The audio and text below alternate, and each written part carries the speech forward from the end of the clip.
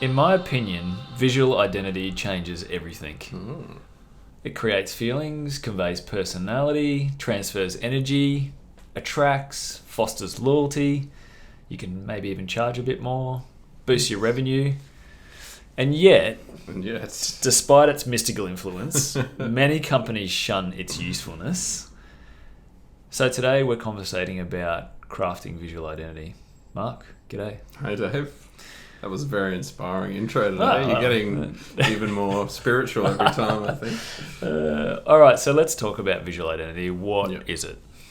Well, I mean, we talked last week about messaging being the personality of a brand and conveying that. And visual identity, I guess, at a superficial level is the good looks that go along with that personality. I guess it's interesting. We're up to episode 5, and I think we're only now starting to talk about what most people think of as branding. Yeah, true. Which is the logo, I guess, and all the actual visuals that go along with how a brand looks. So, I think more broadly, it's kind of the beacon for your brand. You know, it's how people recognize you, that first visual impression. And I think where I guess it originally came from, the idea of a logo more purely is something that, you refer back to or you see. It's like that one constant thing at the center of everything. We talked at the very beginning about branding being all these thoughts and feelings that you aggregate over time about a brand. And to me, the logo is kind of the bucket or the memory prompter that then triggers all those feelings, so yeah, it's also, I think, your sense of style in the same way that a person has a sense of style, and how you dress and do your hair and those sorts of things conveys certain things about you personally. I think we, as you said at the top there, start to, I guess, make up our own mind about the way that a brand looks, what that means, and the feelings that it evokes for us. So it's very influential for sure. Yeah, I mean, you make a good point of that identity is not just simply a logo. It extends far beyond that. It's things like, it's practical things like colours. And colour has a huge influence on feelings, right? I mean, we could do a whole podcast on colour theory. Sure. There's a lot of territory to kind of cover there. But patterns, I mean, we often look at ways to extend a brand through the patterns. Not unlike your shirt that you're wearing today. And yours. You got the ply pattern on your shirt. Illustrations play such an interesting role in identity projects as well too. So there's actually a lot that goes into a visual identity. Photography is another huge one. Photography is a great one. And then I guess, when you take identity, you can, and you apply it to stuff, it goes across a lot of things. For some companies, that might just be a website, but for others, there's both physical and digital touch points where this all kind of manifests. So we'll get into that a little bit later on. But what's your view on what makes a great identity? Yeah, I think, identity almost to me is the biggest area where execution comes into play, like actually having the skills and the understanding the nuances and that sort of thing to actually execute and create something stand out. The very basis of where it starts, like everything we do, is back in the strategy and, all those insights that we've uncovered to arrive at a brand position and a brand personality. We want the visual style to reflect on those things, of course, but then it takes a lot of, I guess, understanding and nuance to actually bring that to life. And what I mean by that a lot is that we often hear a lot of the same things when we talk to clients about what what they want their visual identity to be like. Everyone wants modern, everyone wants fresh, everyone wants simple, but obviously, or make me look like Nike and Apple. Well, get a lot of that too, because they're modern and fresh, right? Right, yeah. But turning that into something unique for their brand is actually really quite hard. So I think it's maybe it's a bit self-serving to say, but having that understanding of how to take what they're after and make it unique and execute it for them to a high level, is definitely is definitely a challenge. Yeah, I mean, I would also just kind of add to that, you know, in terms of what makes a great identity, I mean, I see identity, maybe veneer is the wrong word to use, but identity is this, the visual identity is the veneer, but I think what makes a great brand identity is actually building that depth, like larger values or larger ideals. And when they reference that, I think that to me is the difference between like something that you just slap together and something that actually has real meaning and impact. Yeah, I mean, it's one of the other ways I think to think about that execution idea too, in the sense that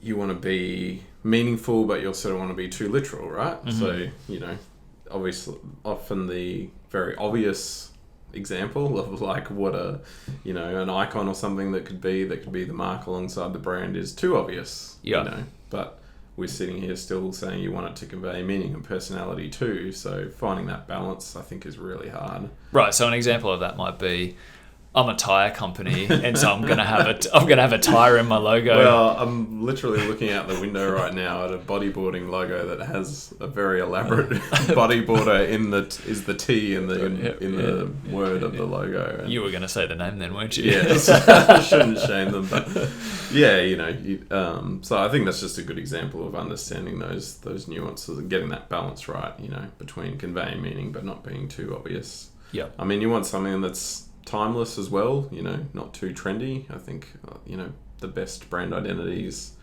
sort of, I guess, have that timeless quality. I mean, you think, again, about Apple, but also, I guess, yeah, Nike, Coke, all those, you know, they're very simple and timeless a lot of the times. Yep. Yeah, for sure. Yeah. I mean, the other thing, too, we've banged on consistently about this, which is quite ironic, but consistency is another huge thing that I think makes a great brand identity, you know, so making sure that every I guess visual that you're putting out there in the world sort of follows that same through line, you know, to the point where, you know, you just know when you see it, you know, like, you know, an IKEA ad when you see it, you know a Nike ad when you see it, like there's that consistency. I think that's a key part of a great brand identity. Yeah, and I think particularly for smaller companies as well too, recall is a big factor. Like if you don't have the budget of a big multinational where you can be splashing in every newspaper, every social media channel, you just don't have the resources. Your identity becomes even more critical in that landscape. Yeah, and I think that goes to, again, one of the previous chats we've had about differentiation, you know, creating an identity that's a bit distinct, you know, in your market in particular too. Like we've seen examples where, for example, a small brand that we might help in the legal space, they might pick a very distinct color, you know, and so then you use that color in image treatments, so it goes along with the photography.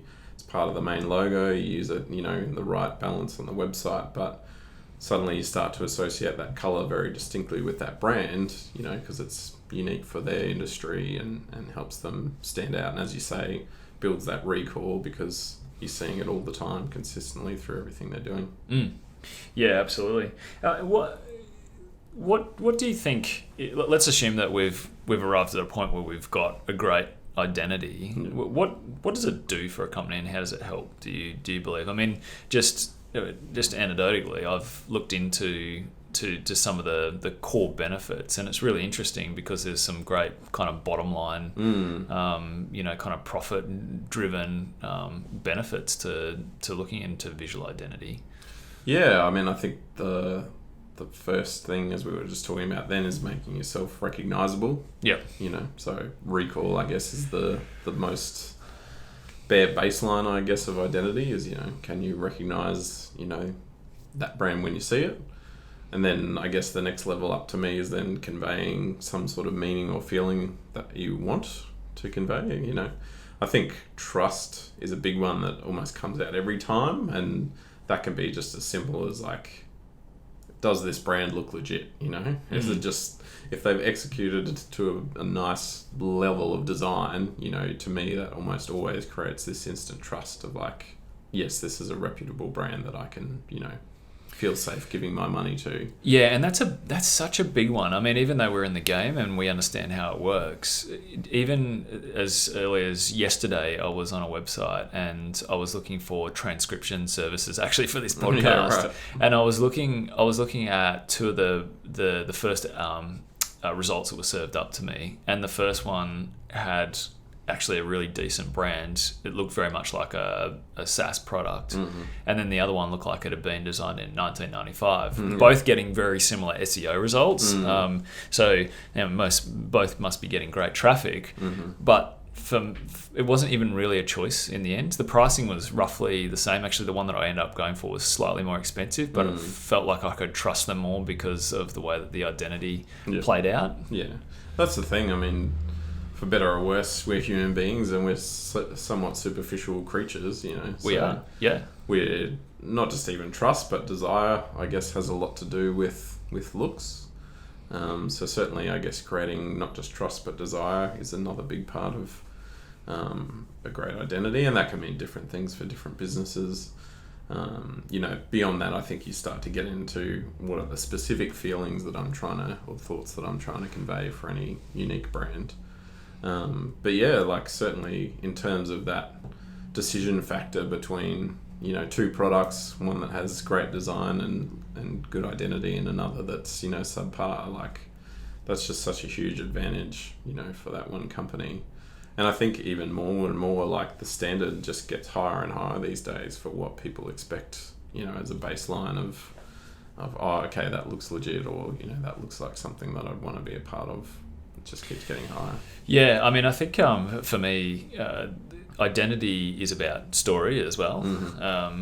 And I probably use the example of trying to select a restaurant. So let's say you're in a brand new area that you've never been before. Let's say you're on a weekend away with your babes, and you're trying to find a restaurant, and you don't really have any sense of what's good. I mean, let's just imagine for a moment we're also not using our app to read a review, but we're just working purely based off identity. And when I pick up a menu, to me it's telling me a story, like based on the typeface that they chose, based on the things that are actually on the menu, the way that they message on that menu, the entire design of the restaurant. Like I'm looking for the visual cues to make a decision, and I think brands just largely work like that. Like we're looking for these visual cues that kind of create a story in our mind about how we will or will not patron these businesses. Yeah. Well, you make those links and connections of, okay, well, they clearly care, you know, right? So they care about how the menu looks. They care about putting effort into the ambience. Okay, your brain leaps to then they care about how good the food's going to be. They care about where their ingredients come from, you know. So very quickly your brain makes these connections between what things look like and the effort that's gone into that, and then what you think that means about what the service or product will be like, the experience will be like. Absolutely, yeah, that's a big one. I mean, the other one for me is that identity that make you feel something. I mean, that's the holy grail, I think, and we've covered this a little bit in some of the other chats that we've had. But where it's creating an emotional response to a piece of design, essentially, is something to always strive for as a brand. Yeah, for sure. Cool. All right, so. Yeah, the other thing for me is influence. So I think identity paves the way for influence. And what I mean by that is when you put across story to create meaning, it translates to feelings, and then you have the permission to influence your audience. So it sounds a bit formulaic in a way. But this influence is the thing that actually helps you have the conversation with customers, and that conversation then browsers into buyers, and then we have to remember, where did that sequence start off? It started off right at the very top, which is with identity. Yeah. So you're saying there that almost identity is that first door to be open, like that first gate for people to jump over, in the sense of, like, if the identity's not there, then people aren't going to go on the rest of that journey with you. Yeah, I mean, how many times do you hear sales guys say, "Oh, we just need more leads, and we'd be able to convert more sales"? Yeah. But that's actually not the problem. You don't need more leads. You need a better conversation that happens above that, and that's a conversation that's probably happening silently, and that's probably had through identity. Yeah, cool. The other one is vibe, I think. I think vibe's a really important thing. Every time I say vibe, I just think of the castle. The castle. It's Marbo. Yeah. It's the Constitution. It's brand identity. It's brand identity. I don't remember. That must be in the bloopers reel. I don't remember that line. Yeah. But I think the thing about vibe is you want to own your vibe. So I think truthful personality attracts the customer that you really want. And we've talked about how the vibe that you put out in your messaging or in your positioning is really important. And I think that flows all the way through to the identity line. Yeah. Yeah, I mean, I think it's interesting to even reference back to messaging too when you talk about identity. Like, we're talking about them in silos, but we see it so often that they do overlap, and they, it's when they combine together that gives you the strongest outcome, to see a great visual that actually references the messaging, so there's a tie between, say, the image that you're seeing and then the words that go alongside it. Like, they don't operate independently of each other. We actually do them at the same time, because you often find, you'll write a great line and then that will influence you to be like, oh, okay, well, what's the visual that should go with that? And vice versa, might come up with a great visual concept, and then that might influence what you want to say around it. So certainly putting that story together in both visuals and words is really powerful.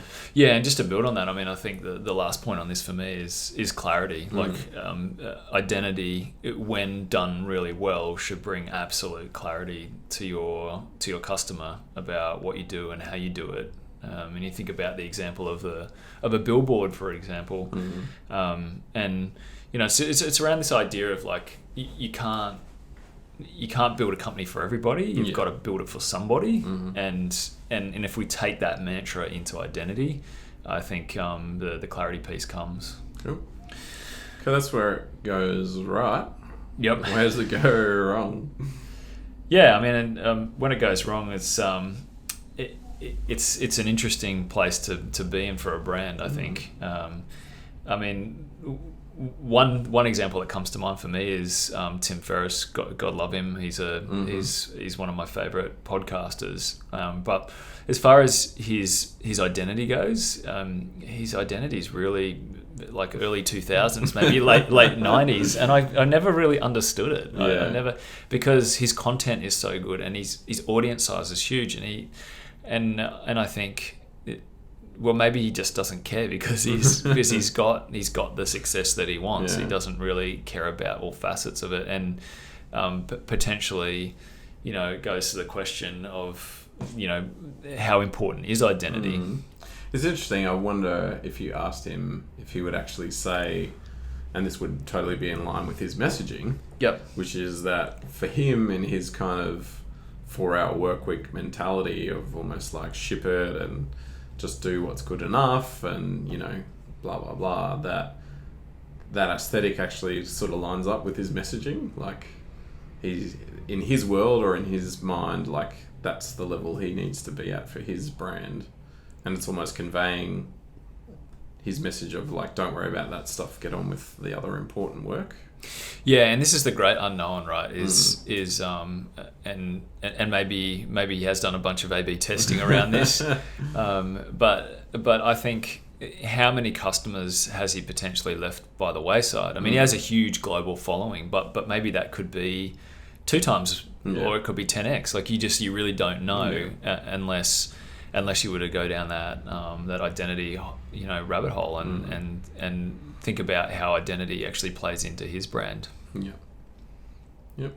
What about for you? Got any? Yeah, I mean, one that I talked about before, I guess, is when you just, I think, try too hard. Try and put too much meaning, and you end up with something quite literal in the brand. Usually when you try too hard, it goes too far.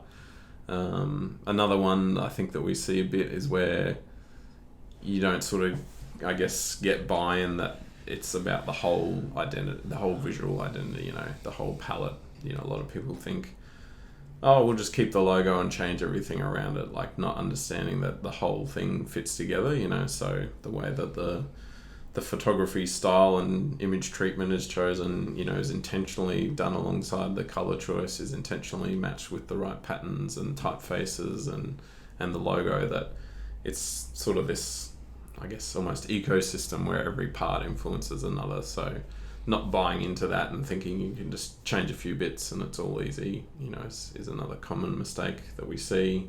And I guess even more to that is just, when you can tell that there's no investment beyond the logo itself. You get the logo done, tick the box, I've got my brand identity.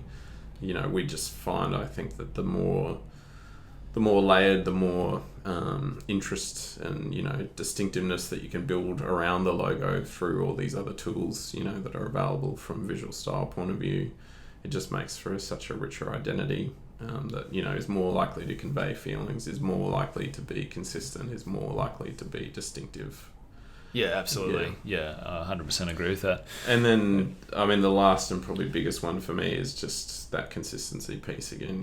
We see that you get the first bit right, you design the website nicely, you might do the first brochure, great, but then, the wheels just kind of fall off over time. So, suddenly you've got an email newsletter template that maybe uses a slightly off green, or, just doesn't really tie back to that original aesthetic completely, and you lose that consistency or even quality too, like the level at which the initial branding is done is not maintained, because it's, as we said off the top, so much of this is in the execution and really having that design eye.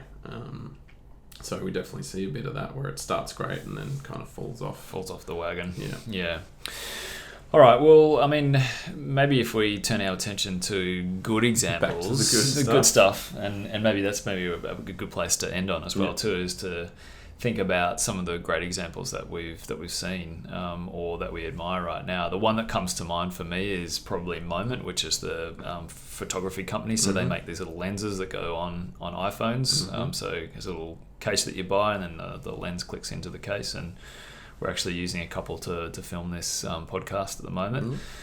For me, it's a very clean aesthetic. They're very super polished. It's mostly imagery driven, which kind of makes a lot of sense given that they're a lens company.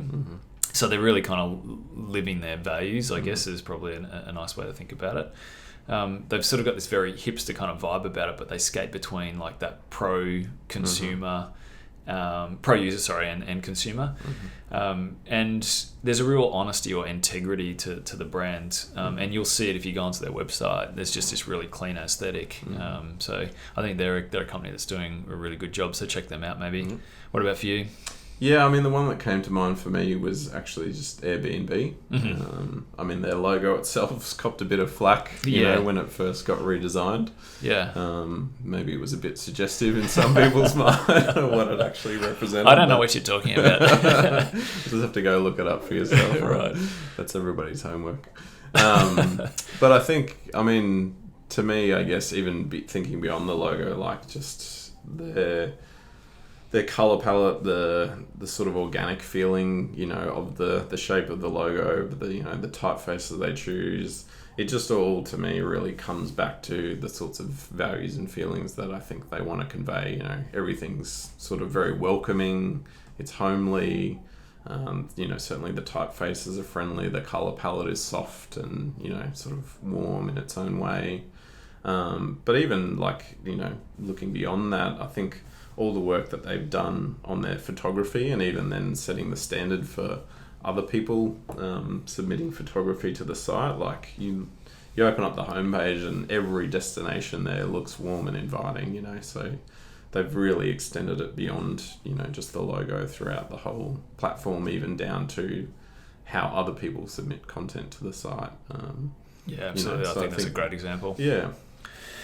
Good stuff. And if there was one takeaway, if there was one thing about brands that you were to kind of leave on the table here today, what would that one thing be, do you think?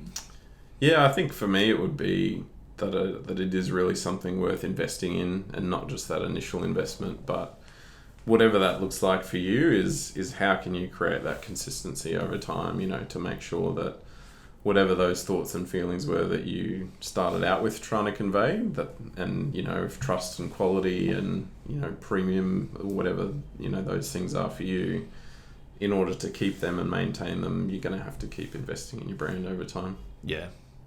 Good call. All right. It's a good place to finish. Thanks, Mark. Thanks, Dave. Cheers. All right. Cheers. Bye.